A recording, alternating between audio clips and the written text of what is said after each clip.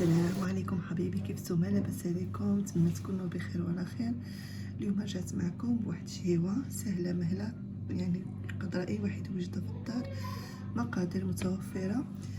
المهم اليوم غادي نوجد معكم كيك منزلي، كيصلح للكوتي، كيصلح للفطور. المهم هو غادي نوجدو معكم بطريقه سهله، يعني اي واحد كما قلت لكم يقدر يوجدو في دارو، وفي نفس الوقت مغذي جدا. كيصلح للاطفال اللي ما كيبغيوش ياكلوا الماكله زعما تكون متنوعه وفيها قيمه غذائيه كبيره. هاد الكيك هذا اذا فطروا غير منه غير بطريه فهو كافي ليهم. علاش؟ فيه نتوما غتشوفوا المكونات اللي غادي نعملوا في هاد الكيك.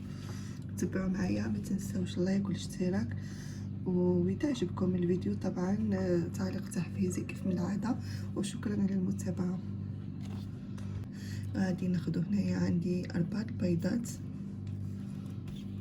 غادي نعمل في هذا الكيك شويه الكركان. المهم ضروري من فاكهه جافه اللي عندكم متوفر، واخا غير الزبيب. اذا عندكم غير الزبيب ممكن تعملوا الزبيب. عندنا هنايا بشر الليمون، يعني قشور الليمون، ليمونه محكوكه.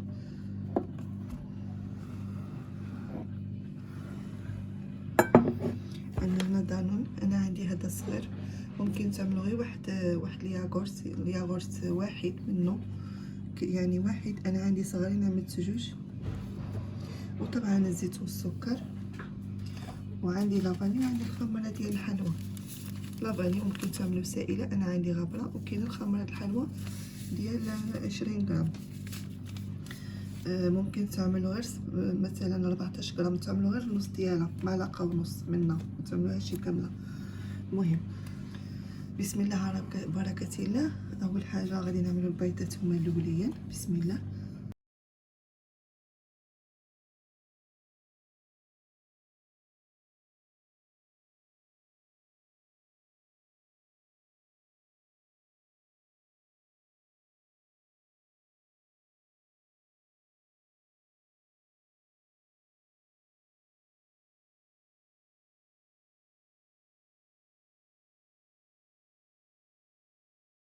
دابا غادي نضيف دانون.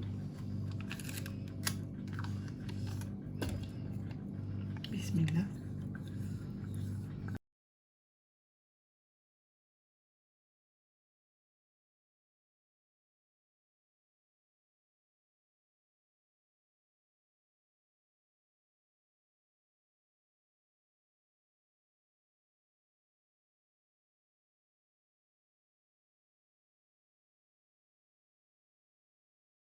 دابا بهاد الطويصات دانون غادي ناخذ بها القياس. دابا انا عملت جوج من هادو حيت عندي صغارين، غنعمل بجوج منهم السكر وجوج منهم الزيت. نتوما غتعملوا الكبير، اذا كان هاد الكبير غتعملوا الكبير، غتعملوا غير واحد. نولي هادزين.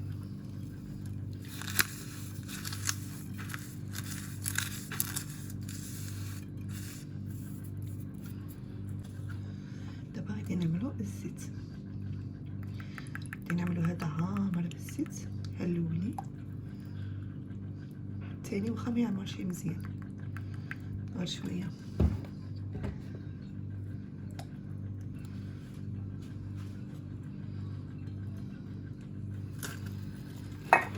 صافي كما كتشوفوا غادي نعمل كلشي مع بعضو، عاد غادي نحرك مزيان. دابا غادي نضيف الفاني،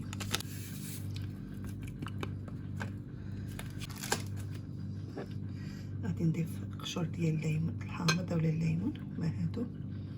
غادي نعمل بالزايد لان صراحه بغيت تجيب نكهه الحامض زايد، يعني تجي النكهه ديال الحامض تكون زايده فيها.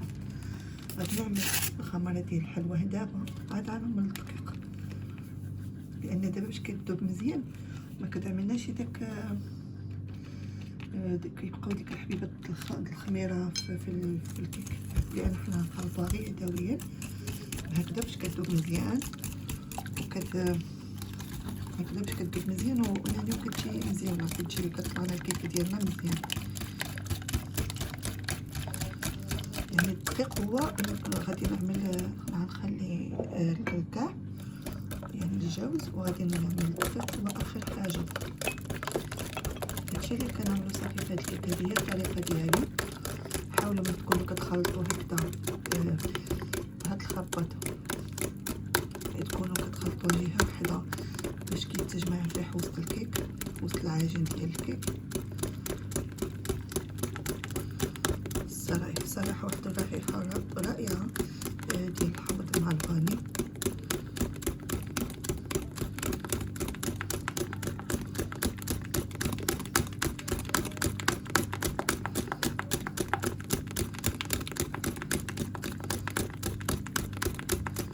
ممكن هاد الكيك تحركوه غير بيدكم، ماشي حتى بالفوي، يعني حتى غير بيدكم تقدروا تحركوه يجيكم مزيان وينجح معاكم.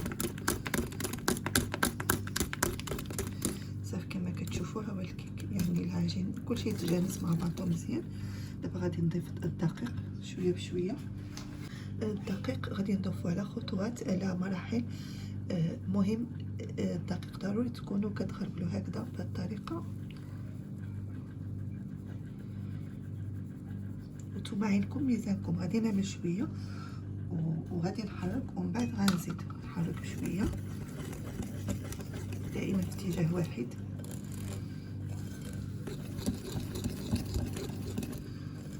باش الكيك ديالكم ينجح ضروري ما يكونش خفيف، ضروري يكون شويه يعني واقف تحسوا به، يعني ثقيل شويه، ما يكونش خفيف. اذا كان خفيف ما يطلعش. خليوش العجينه خفيفه.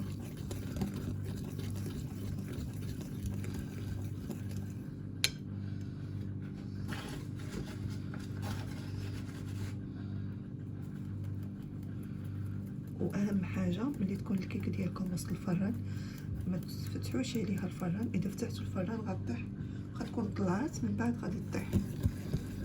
هذه اهم حاجه، يعني الاسرار ديال الكيك باش ينجح معاكم.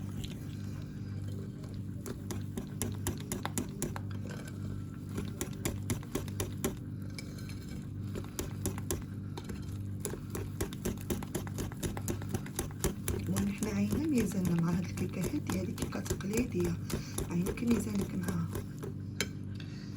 المهم انا ديك القبيصه الملح ممكن تعملوا واحد القبيصه الملح صغيره، انا ما نعملهاش لاني عندي طونسيون طالع ما نقدرش نستعمل الملح.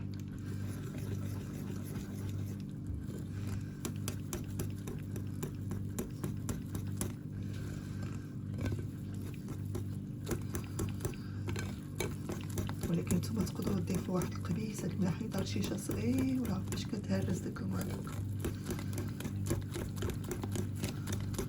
صافي بعد ما خدمت الكيك ديالي مزيان خبطته بالخباط، هذا هو القوام ديالو كما كتشوفوا معايا.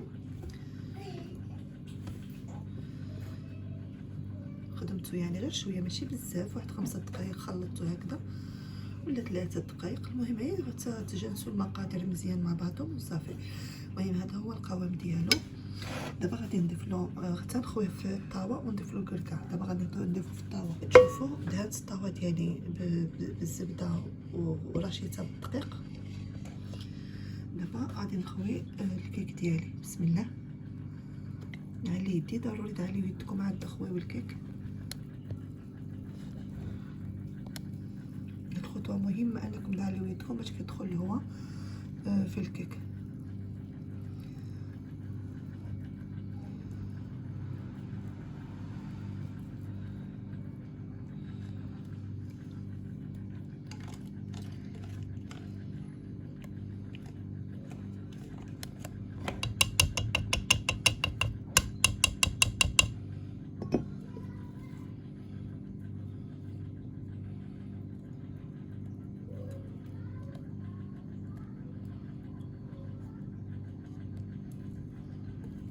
بعد ما خويت الكيك ديالي دابا غادي ننزل هاد الكركاع هذا اولا الجوز، غادي ننزلو فوق الكيك.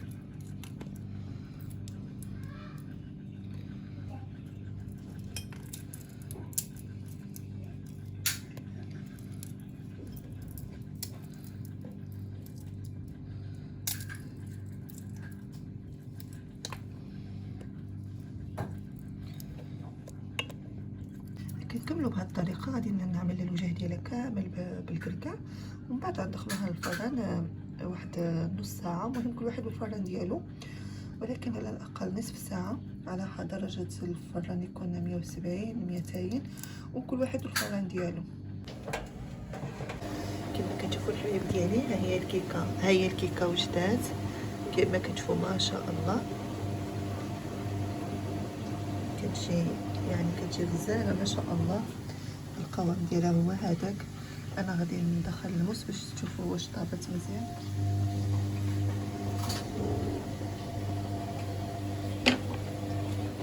بسم الله. كما كتشوفوا طايبه من الداخل. دابا غادي نقلبوها بشي طبيزه ونقطعوها كما كتشوفوا ما شاء الله. غادي نقطع معكم بسم الله.